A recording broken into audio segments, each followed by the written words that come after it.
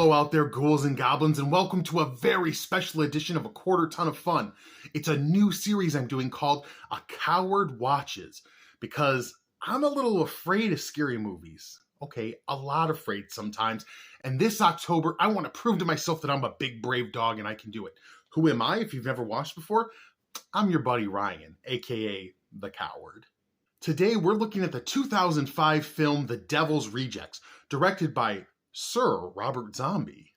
This movie has it all. Psycho hillbillies, killer clowns, Chekhov's burn victim, Rob Zombie's wife, Rob Zombie's wife's ass.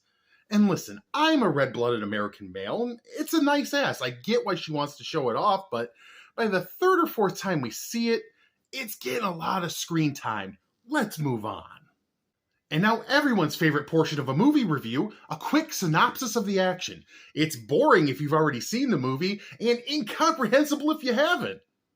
So the movie takes place in the 1970s, and it's about this psychotic family of killers. They're called the Firefly family, and they're a real bad lot. There's four main ones that we get to know right off the bat. There's the mom, the daughter, and two sons who are like psychotic hillbilly looking guys. Don't get real attached to one of those guys because he gets got by the police in the first 5 minutes. There's also a giant burn victim dude that we see out in the woods dragging a body, but he doesn't show up again until way later in the movie. We find out a little later on that they have a dad who's a clown for some reason. And I should mention now, this movie is a sequel to Rob Zombie's first film, House of a Thousand Corpses, which I've never seen, but I'm guessing you don't need to because I pretty much understood what was going along as the movie went on. So there's a sheriff that's out to get him because I assume the House of a Thousand Corpses, his brother got killed by them. He wants vengeance and he's going to go about it any way he sees fit. So this Firefly family, they're out on the road. They go to this hotel. They kidnap a band. They do awful things to them. And I mean, really awful things, sexual molestation, rapey kind of things. They kill them one by one unceremoniously. It's gross. It's, standard horror movie kind of stuff. So now the killer clown father, his daughter, and his hillbilly scruffy son are on the run, and they go off to this bordello that we saw for a split second earlier in the movie that's apparently run by one of the father's friends. The sheriff hires a couple of thugs, including wrestler Diamond Dallas Page, who's, honest to God, the second best actor in this movie, to try to find out where they are. They do, and the sheriff and his thugs attack them at the bordello. The sheriff takes the family hostage, takes them back to their family home where they had committed all their crimes and killed his brother and all this stuff. And he's like putting nails through their hands and staple gunning stuff to them and showing pictures. He had killed earlier in the movie, I should have mentioned this, he killed their mom that they arrested. He's showing them pictures of that. So he's like just as much of a psycho as these other killers are, right? He lets the daughter, who I should mention here is played terribly, just terribly by Rob Zombie's wife, Sherry Moon Zombie. He lets her go. She takes off running. And he's going to set the killer clown and the son on fire. And he does. He puts the house on fire and leaves them to burn to death. He's chasing the daughter. He shoots her in the leg. He's beating her with a belt. And all of a sudden, here comes that giant burn victim, cracks his neck, kills him, throws him to the side, rescues the father and the son from the fire. And they all escape in a car, badly hurt. And at the very end, we see them come up to a police barricade, and with guns blazing and Freebird by Leonard Skinner playing in the background, they go flying through the barricade, and we're left to wonder what their fate could possibly be. So for each movie I review as part of this series, I'm going to give it two ratings, a quality rating and a horror rating. The quality rating is pretty simple. Was it a good movie or not? The horror rating, how much did it make me piss my pants? As far as quality, let's start there.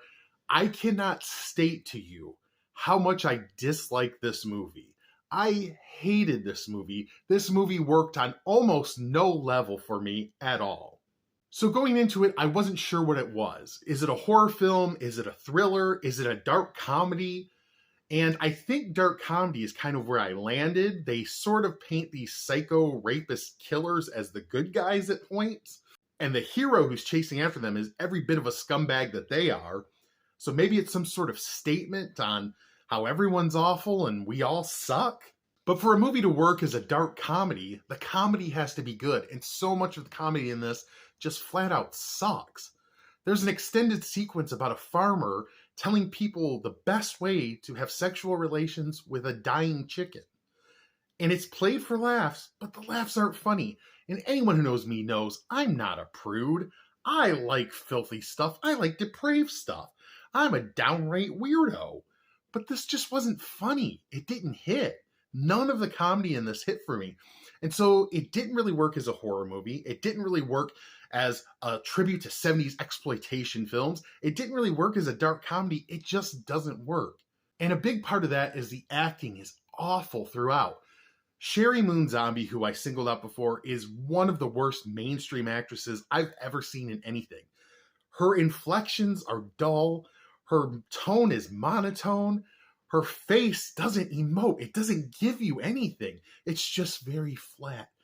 And she's saying all these psycho killer type things, but you don't buy it. You don't believe her as a psycho killer. She's just someone going through the motions and waiting for the next chance to take her ass out. And honestly, I've seen some members of this cast in other things before, and they're not bad actors. I think this is probably on the director, Rob Zombie, because as far as I can tell, his directions for everyone in the movie was bigger, louder, worse. And that is exactly how they played it. Everyone is constantly shouting. Everyone is gesticulating and big, except Sherry Moon Zombie, who's flat throughout. And everyone is just giving it a C+ kind of effort. It's really bad. And I say all this knowing some of you horror fans out there are going to come for me and say the schlocky overacting was the point of it. It was supposed to make it funnier. It was supposed to make it a tribute to the genre. I don't care. It just didn't work for me. I hated this movie. So now on to the horror rating. Was it at least scary? Was there at least anything here to frighten me, to make me tinkle my britches? No, there wasn't.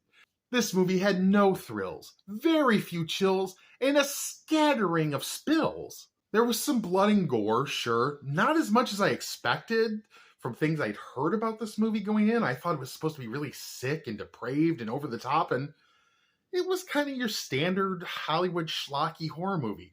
You see some blood and guts, you see someone get eviscerated, you see someone get their head bashed in, some stabbing, some shooting, but nothing really over the top or crazy. I have to give it a quality rating of 1. I have to give it a horror rating of 1 for a total of 2.